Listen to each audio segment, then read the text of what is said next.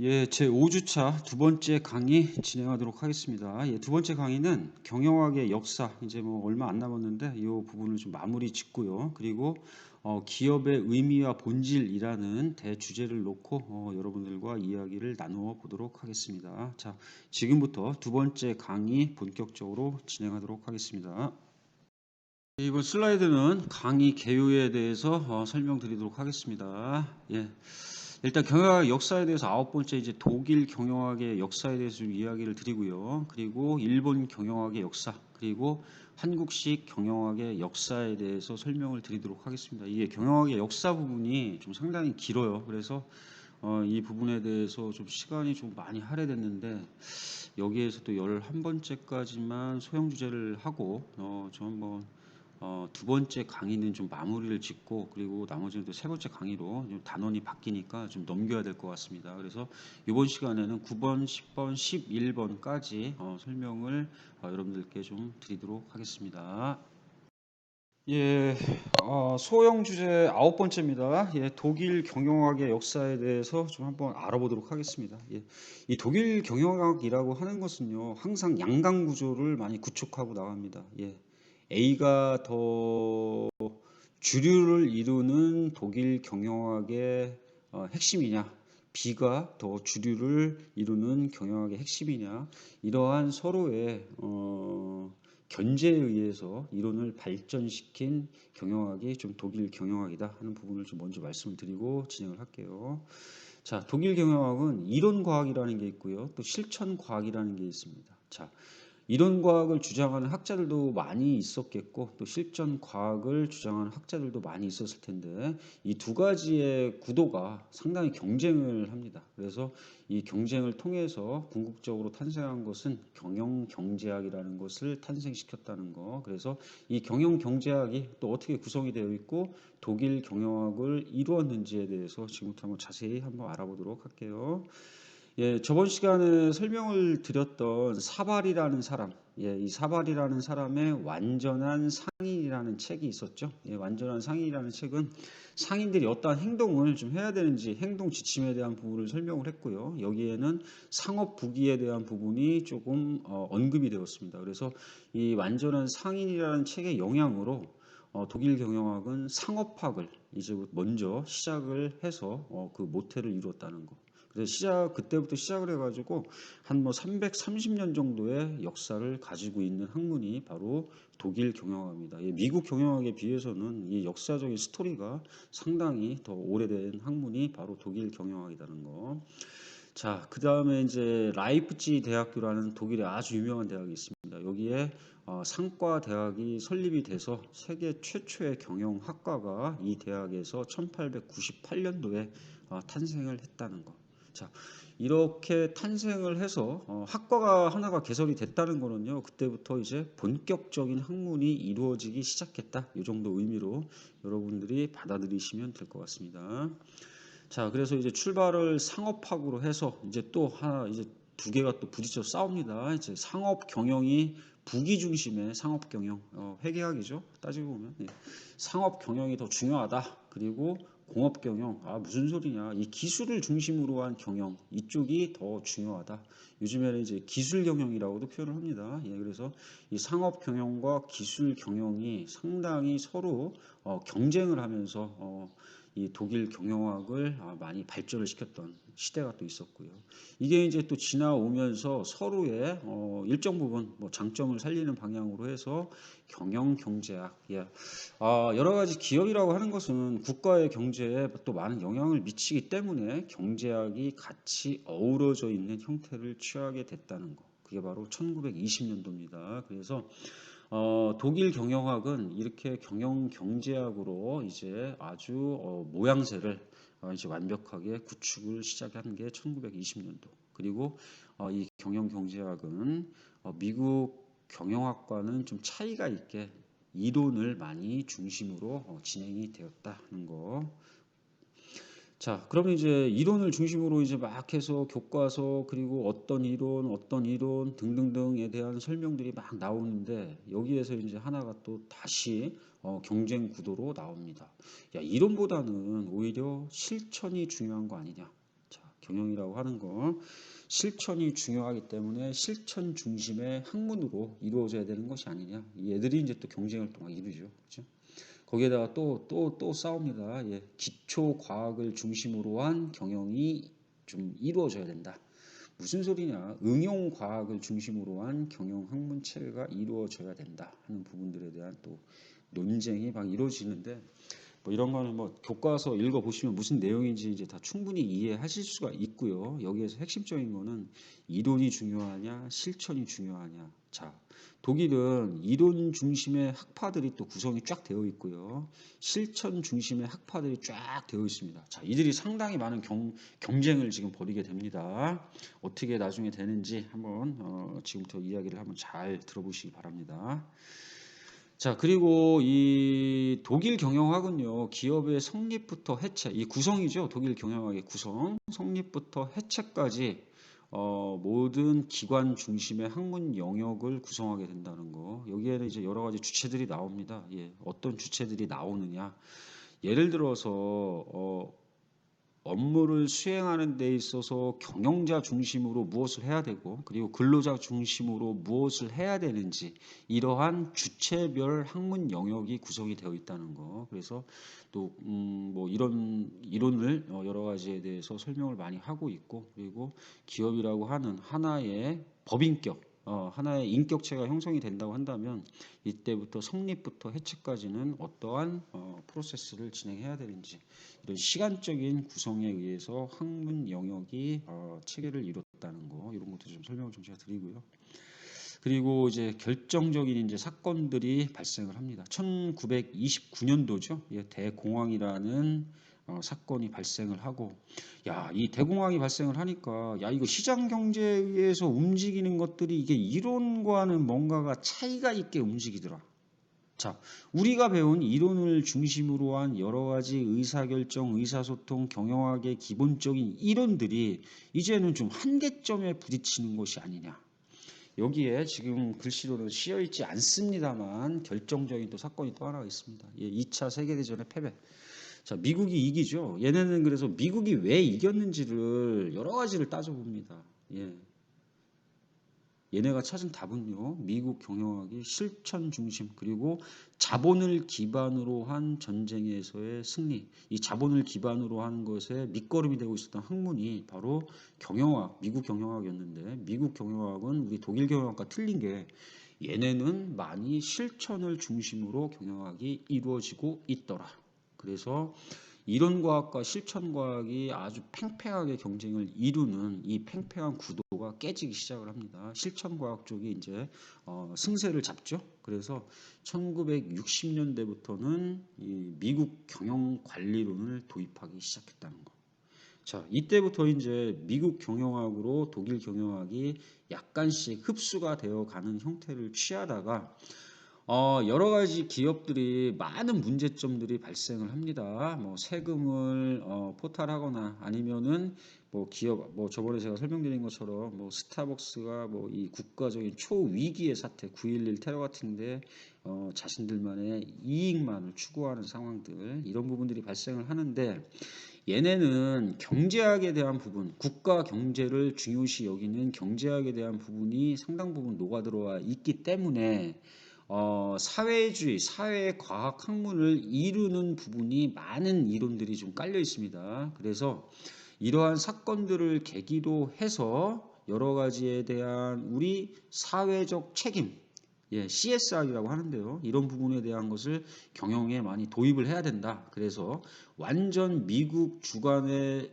일변도의 경영학이 구성이 되었던 것이 독일 경영학 쪽에서 조금씩 넘어오기 시작을 합니다. 예, 그래서 사회적 책임 영역, 사회적 가치 창출, 이런 부분들이 미국 경영학과 같이 혼재돼서 오늘날 여러 가지 학문들에 대한 체계를 같이 이루고 있다는 거. 자, 독일 경영학에 대해서는요, 간단하게만 설명을 드리겠습니다. 그 이유는 우리가 전체적으로 구성을 하는 게 이 한국 경영학은 미국 경영학 체계를 따르기 때문에 독일 경영학이 이러한 형태로 이루어지고 있다 하는 정도에 대한 맛배기 설명, 뭐 이 정도로만 제가 설명을 드리고, 여러분들은 교과서에 나오는 내용들을 한번 읽어보세요. 예, 그래서 독일 경영학이 어떠한 시대적 흐름 그리고 시대적 관심사항, 관점에 의해서 여기까지 발전을 했는지 교과서 읽어보시면 뭐 다 쉽게 여기는 역사에 대한 이야기이기 때문에 여러분들이 이해하실 수 있다 하는 거, 이 정도로만 제가 독일 경영학에 대해서는 설명을 드리고 이 슬라이드는 마치도록 하겠습니다. 예, 이번 슬라이드는요, 독일 경영학을 대표하는 이제 기업 인물들을 좀 한번 소개할까 합니다.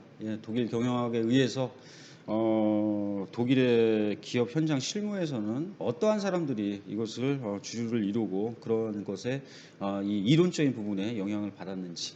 자, 첫 번째 인물은요, 고틀립 다임러입니다. 다임러 자동차, 여러분들 들어보셨죠? 고틀립 다임러라는 사람이고요. 두 번째는요, 칼 벤츠라는 사람입니다. 이 사람이 벤츠입니다. 자, 고틀립 다임러는요, 실천을 상당히 중요시 여겼던 사람입니다. 아무리 좋은 아이디어가 있으면 뭐하냐, 그것을 정말 실천하지 않으면 그것은 아무런 소용이 없다. 그래서 이 사람이 중요했던 거는 자동차도 스피드, 경영도 스피드 경영이 중요하다. 자, 다임러 자동차가 속도가 상당히 그렇게 잘 나왔다고 하네요. 그래서 그러한 부분들이 이 사람의 가치 철학에 녹아져 있었고요. 독일 경영학이라는 부분에 있어서 실천 중심의 경영학을 몸소 이 사람이 필드에서 보여줬던 대표적인 인물. 1890년도에 다임러 자동차를 만든 사람입니다. 왼쪽에 있는 사람이요.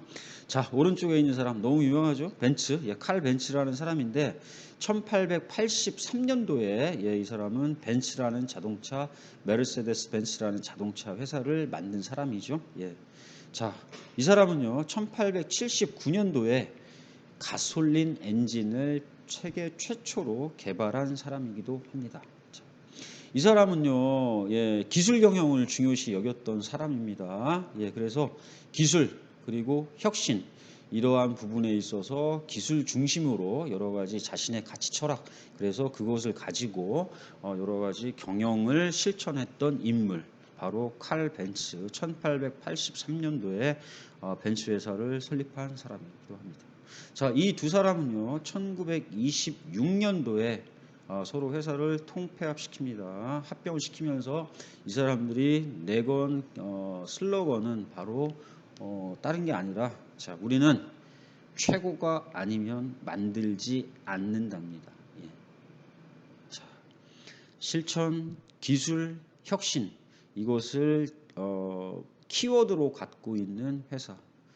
다임러 벤츠 통합 과정에 있었던 이야기들, 그리고 독일 경영학을 발전시키는데 견인 역할을 했던 인물에 대한 소개를 여기서 좀 여러분들께 좀 간단하게 설명을 드리려고 이 사진을 좀 걸어놨습니다.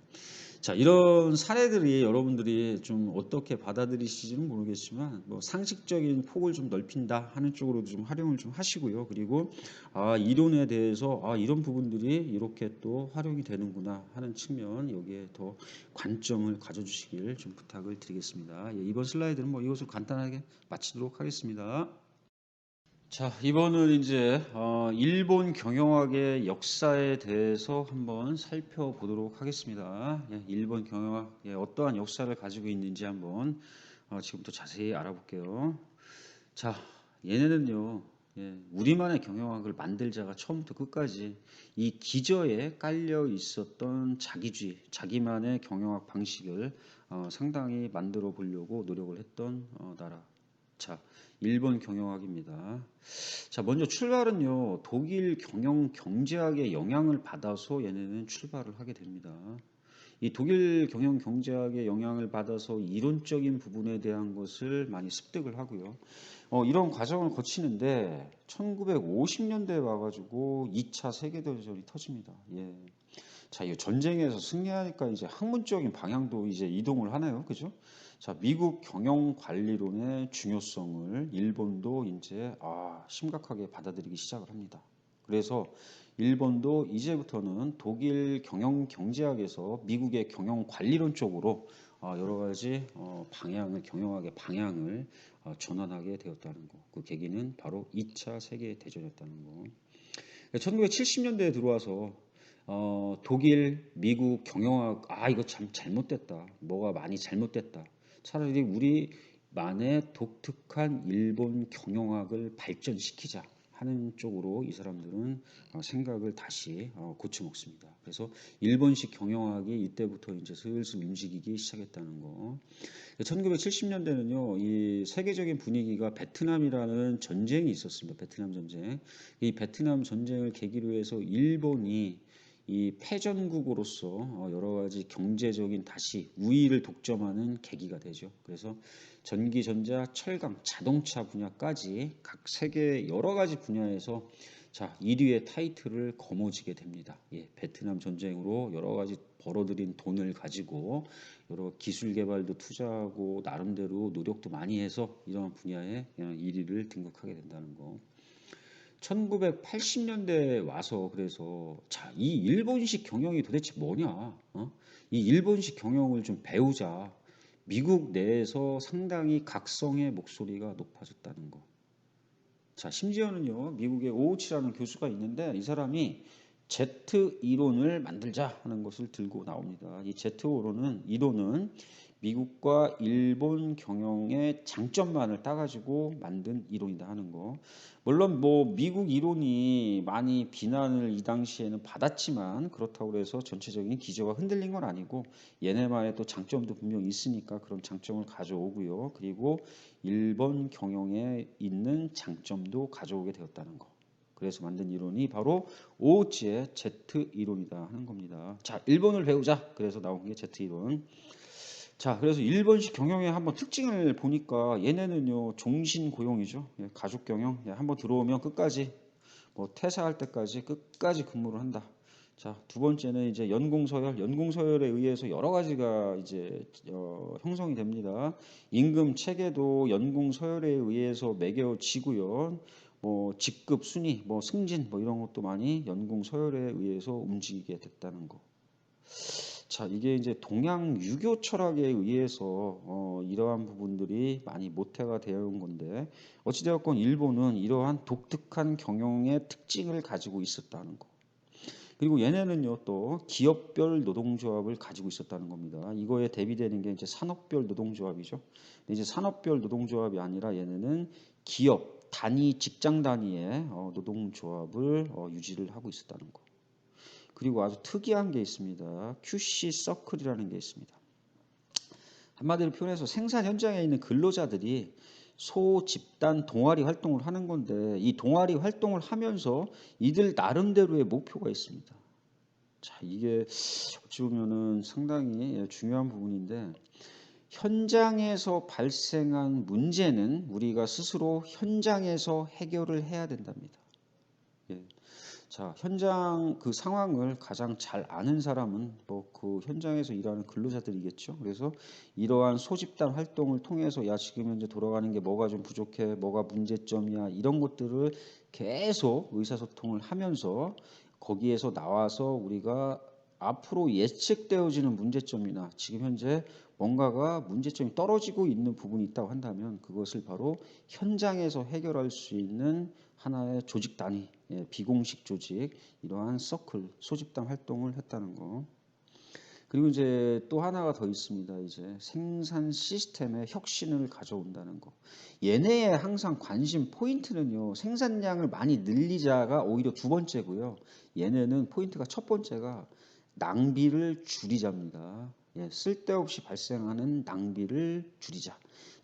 그래서 이제 거기 생산 시스템에서 이제 가장 혁신적으로 변한 것이 있다고 한다면 바로 just in time, JIT라는 시스템이 들어오게 됩니다.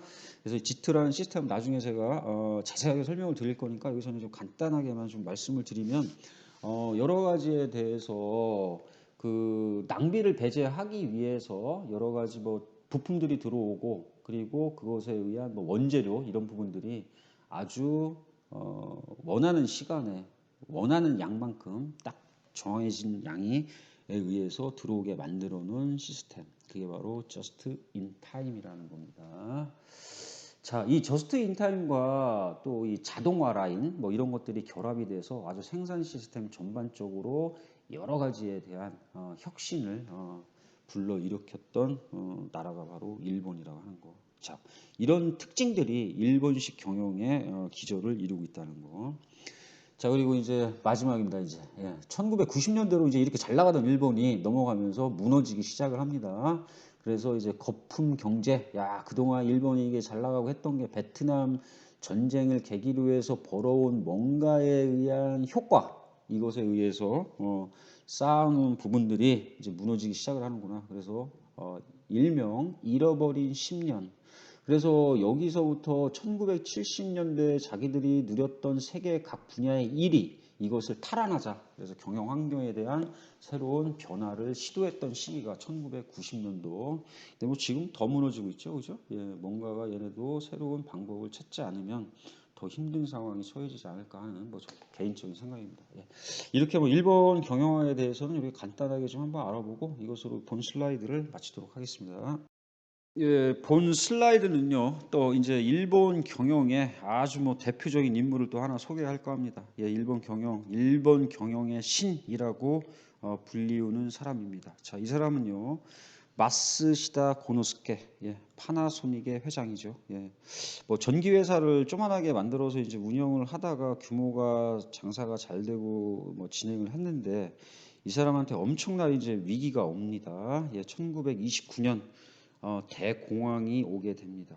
자, 이 사람은요, 다른 회사들하고 틀린 경영 방법을 선택을 합니다. 다른 회사들은 이렇게 대공황이 왔을 때 많은 인원들을 구조조정을 해서 퇴사를 시킵니다. 하지만 이 사람은 모든 직원을 퇴사를 시키지 않고 끌고 갑니다. 그리고 같이 내가 대신 여러분들과 같이 가는 대신 여러분들도 열심히 일해서 지금 우리가 쌓여 있는 재고를 빠른 시간 안에 좀 소진을 해줬으면 좋겠다. 이런 부분을 부탁을 합니다.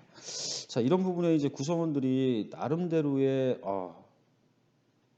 믿음, 신뢰, 그리고 동기부여를 일으켜서 정말 재고를 다 정리해서 아주 회사를 부흥시켰다는 그런 일화도 좀 남아 있고요. 그래서 이 사람에 대한 경영 철학은요, 예, 가족 중심의 종신 고용입니다. 예. 한번 자기가 직원으로 뽑았으면 끝까지 그 사람을 믿고 같이 갈 수 있는. 자, 마쓰시다 고노스케에 대해서는 뭐 여러 가지 이야기들이 많이 나와 있으니까 여러분들이 이런 거 저런 거를 좀 통해서 좀 한번 살펴보셔도 된다 는 거. 그리고 일본 경영의 특징 그 중에 하나인 종신고용, 이것을 가장 현장에서 실천을 잘한 인물이기 때문에 여러분들께 마쓰시다 고노스케에 대해서 파나소닉의 회장 간단하게 소개를 해드렸습니다. 자, 이번 슬라이드는 뭐 이것으로 간단하게 설명을 마치도록 할게요. 자, 이번 슬라이드는요, 예, 자, 우리나라 한국식 경영학의 역사는 도대체 어떻게 되는지 한번 이것에 대해서 알아보도록 하겠습니다. 자, 우리는 1910년 보성전문학교에서 상업학이라는 것으로 이제 경영학이 무엇인지 한번 이제 소개가 됩니다. 그랬다가 1955년도 고려대학교 상과대학에서 경영학과를 최초로 설립하게 됐다는 거. 자, 우리가 역사가 상당히 늦습니다. 예, 55년도입니다. 예, 그래서 1965년도에 이 경영대학원이 10년 뒤에 설립이 됩니다. 자, 지금 여러분이 하고 있는 이 대학원 1965년도에 우리나라에 최초로 생겨났다는 거, 고대에서. 그러니까 저희가 좀 역사가 좀 많이 늦습니다. 예. 자, 우리가 근데 이게 학문적으로 발전을 하는 데 있어서 우리 한국식 경영학은 많은 부분이 좀 뒤처지고 있다. 그래, 그 원인을 좀 분석을 해보니까 학자들이, 자, 우리가 지금 유교 중심 사회의 문화적 장벽에 가로막혀 있어서 그렇다. 옛날에는 유교 중심 사회에서는요, 양반을 존중하고, 그리고 이 상인, 그리고 뭐 기술자, 이런 사람들을 좀 천대했던 문화, 이러한 의식들이 뭐 오늘 뭐 지금 뭐 존재하는 거 뭐 거의 있습니까? 그럼 없지만, 어찌되었건 뭐 여러 가지 형성되는 과정에서 많은 장벽으로 남아 있었다는 거. 예, 내재적인 장벽, 심리적인 장벽이겠죠. 그죠? 그리고 두 번째는요, 정부가 너무너무 경영 쪽에 기업에 관여를 많이 한다. 그래서 경영학은 실천 학문입니다. 그래서 이론적인 부분과 실천이 같이 동시에 발전을 해야 되는데 이러한 부분들이 같이 발전을 하는데 정부의 개입 그리고 기업은 정부에 의존하는 경향 이런 부분들 때문에 많이 좀 저해가 되고 있다 하는 부분. 자, 그러면 이제 많이 발전을 시켜야 되는데 어떻게 발전을 해야 되는지 모르겠네요. 그죠? 예, 그래서 우리나라 나름대로 우리 한국형 경영학을 좀 한번 만들자. 그래서 많은 노력이 있었습니다. 거기에서 이제 인물 중심으로 저희도 나갑니다. 예, 정주영 회장의 창업론 그리고 삼성의 신경영론 등 해가지고 모 대학에서는 뭐 이게 한 학기 교양 강좌로 진행이 또 된 적도 있고 뭐 이렇다고 하더라고요. 그래서 뭔가 우리나라만의 고유한 한국형 경영학을 만들자. 그래서 이러한 운동이 좀 이루어졌다 하는 거. 자, 그리고 이제 지금 현재 와가지고는요, 예, 우리가 이런 분야에서도 좀 더 빨리 가지 않나 하는 생각이 듭니다. 예, 경영하고 공학의 접목, 예, 독일부터 시작을 한 거였지만, 그리고 경영과 인문학의 접목, 예, 이 부분은 이제 미국에서 더 먼저 시작을 했죠. 그러면서 빠르게 우리가 이것을 만들어서 우리는 어떻게 가고 있느냐, 예, 융합학문을 가고 있습니다. 경영학은 상당히 융합적이다. 그래서 여러분들 전공도 다 없앴잖아요, 그죠? 예, 융합 인재를 만들겠다. 그래서 경영학은 여러 가지 학문들, 주변 학문들의 영향을 상당히 많이 받고 이론적인 정립이 되고 나면 그런 부분들이 실천으로 이루어져야 되는 학문이다 하는 거. 자, 어찌 보면은 한국식 경영학의 특징이라고 했을 때 한국식 경영학은 오히려 이론보다 실천이 먼저 움직이는 좀 특징이 있지 않나. 뭐 저는 그냥 개인적으로 그런 생각을 좀 가져봅니다. 그래서 또 우리 서울대학교 이면호 교수가 이런 이론을 또 내놓습니다. 예, W 이론, 1990년도에 나온 건데 한국 경영학의 특징을 단편으로 나타내는 이론입니다. 자, 뭐 아까 뭐 말씀드린 것처럼 뭐 미국 경영학 A 이론, 뭐 일본 경영학이 J 이론, 뭐 두 가지를 합치니까 Z 이론, 뭐 이런 게 나오니까 이제 거기에다가 우리는 W 이론 해서 만들었습니다. 예. W 이론의 핵심은 바로 이겁니다. 예. 한국 사람들이 무엇인가를 문제를 해결하고 경영에 대해서 실천을 하는 과정에 있어서 한국 사람들을 가장 동기부여를 많이 일으키는 요인을 찾아서 만든 것이 W 이론인데 한국 사람들의 W 이론은 핵심적인 키워드는 바로 신바람이다. 예. 한국 사람들이 이게 분위기만 잘 맞춰주고 한번 으쌰으쌰 가자 한번 여러 가지를 좀 외쳐주면 우리 진짜 못할 게 없는 이 민족이죠. 예. 이 지금 코로나도 처음에는 참 저희가 힘들었습니다만 세계적인 귀감이 되고 있고 이렇게 또 잘 막고 있는 거 이러한 또 저력이 있는 거 저희가 주변 나라에서 대해서 하도 그동안 괴롭힘을 많이 당해서 이러한 부분에 좀 익숙해져서 그런 건지 뭔지 모르겠지만 위기 대응에 대해서는 참 한국 사람들 대단하다 하는 거 좀 제가 이 자리를 빌어서 좀 간단하게 말씀드리겠습니다. 자, 다시 이제 우리 한국식 경영학으로 돌아와서 한국식 경영학의 지금 현재 주소는요 바로 이겁니다. 우리만의 독창적인 경영학을 빨리 찾자입니다. 지금 뭐 많은 분야에 대해서 연구들이 이루어지고 있는데 뭐 일본처럼 뭔가 명쾌하게 나오는 것이 없어요. 그래서 한국만의 독창적인 경영학은 무엇인가? 제가 시간이 된다고 한다면 좀 그런 거를 좀 쓰고 싶습니다. 뭐냐 하면은 위기 관리를 가장 잘하는 게 우리만의 경영학의 핵심이 아닐까 하는 거. 예. 자, 일본에서 여러 가지 뭐 특징적인 부분이 있는데 거기에는 이론적인 부분, 구조적인 부분, 그리고 실천 부분 이런 부분들이 어우러져서 그 나라만의 경영학을 형성을 하는데 저는 우리나라 이 위기 관리 능력, 뭐 문제 해결 능력 이런 부분에 대해서는 정말 그 어디에 내놔도 뒤처지지 않는 우리의 경영학의 좀 특징이 좀 되지 않을까 하는 부분, 좀 한번 제가 좀 고민을 하고 있는데 뭐 시간이 되려나 모르겠어요. 자, 한국식 경영학 역사 여기까지 제가 설명을 마치도록 할게요. 아마 이렇게 되면은 이제 경영학의 역사라는 것은 이것으로 모든 것이 이제 마무리가 되는 것 같습니다. 제가 핵심적인 부분만 이야기를 했기 때문에 여러분들은 책 많이 읽겠다 하는 거 저하고 또 약속을 부탁드리면서 이번 슬라이드를 이것으로 마치도록 하겠습니다.